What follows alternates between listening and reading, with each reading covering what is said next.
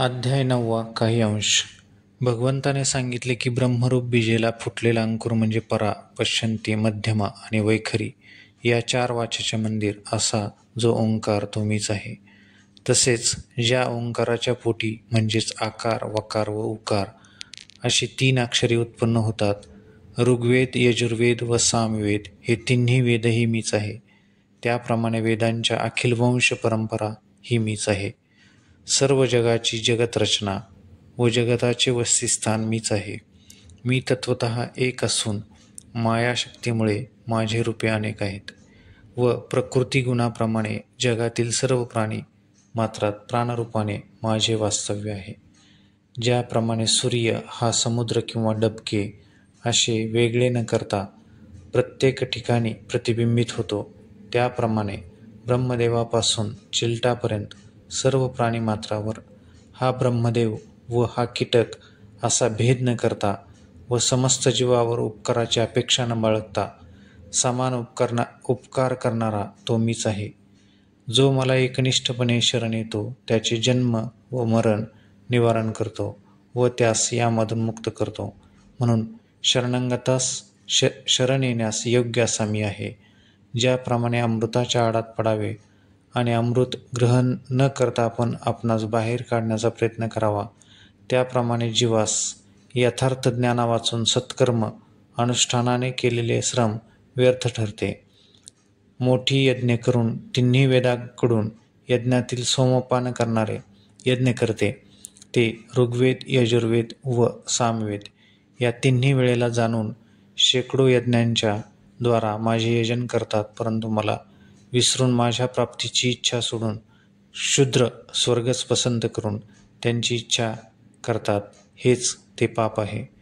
माझ्या प्राप्तीविना स्वर्गाची प्राप्ती करून घेणे हे अज्ञानी लोकांचे पुण्यमार्ग असून जन्म मरण्याच्या फेऱ्यात अडकणारे आहे.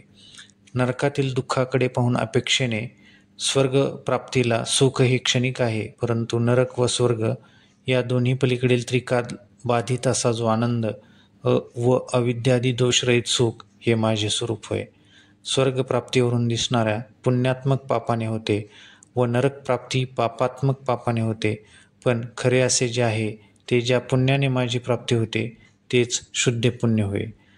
भगवंताने त्यांच्यातील ऐश्वर्य योगाविषयी सांगितले की मी सृष्टी, आत्मा आणि प्रत्येक जीवाचा आधार आहे. मृगजळ हे मिथ्या असून याचे वास्तविक स्वरूपाचा आधार हे सूर्याचे किरण आहे. माझ्या निर्गुण स्वरूपाच्या ठिकाणी सर्व जीव मिथ्या आहेत. या सर्व पंचमहाभूतांची उत्पत्तीचा कर्ता मीच आहे.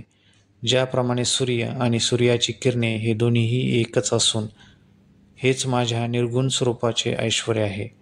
भगवंत अर्जुनाला सांगतात, मला समजण्यासाठी माझ्या स्वरूपाच्या आड येणारी ही माया आहे आणि ती सर्व जीवाला भ्रमित पाडणारी असून सृष्टीतील मिथ्या गोष्टीला खरे समजून वस्तुस्थितीपासून दूर जाऊन अज्ञान रूपाने बुद्धी झाकली गेली आहे.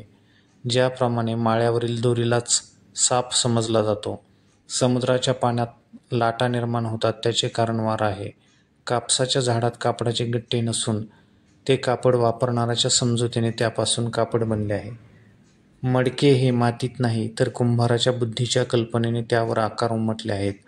आपल्या शब्दांचे प्रतिध्वनी रूप प्रत्युत्तरे ऐकून येतात किंवा आरशात जे आपले रूप हे प्रतिबिंब आहे, यामध्ये समुद्रातील लाटा, मडकी, आरशातील प्रतिबिंब, कापड इत्यादीचे मूळ रूप हे आवाज, समुद्रातील लाटांचे वारा, आरशातील पाहणाऱ्यांचे मूळ रूप, कापडाकरता त्यांची कल्पना, मडक्याकरिता कुंभाराची बुद्धीची कल्पना या गोष्टी आहेत.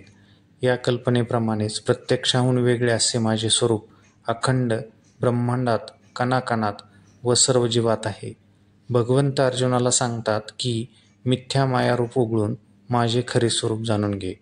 अभाषिक असणे किंवा नसणे हे कल्पनेच्या असणे आणि नसण्यावर अवलंबून आहे.